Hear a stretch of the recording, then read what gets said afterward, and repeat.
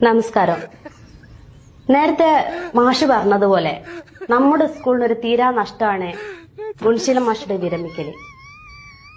നമുക്കറിയാം, വളരെ നല്ല ശുഷ്കാന്തിയുള്ള ഒരു അധ്യാപകനാണ് അദ്ദേഹം. ഒരിക്കലും സ്കൂളിന്റെ ഓട് പൊട്ടിയപ്പോ കോരിച്ചെരിയുന്ന മഴ പോലും കൂസാതെ പൊട്ടിയ ഓട് മാറ്റാൻ വേണ്ടി കയറിയപ്പോഴാണ് ഞാൻ ഗുണശീലൻ മാഷുടെ ശുഷ്കാന്തി ആദ്യമായിട്ട് കാണുന്നത്. മറ്റൊരു സംഭവം എന്റെ ഓർമ്മയിൽ വരുന്നത്, സ്വാതന്ത്ര്യദിനത്തിൽ പതാക ഉയർത്തുമ്പോൾ ചരട് കപ്പിയിൽ കുരുങ്ങുകയുണ്ടായി.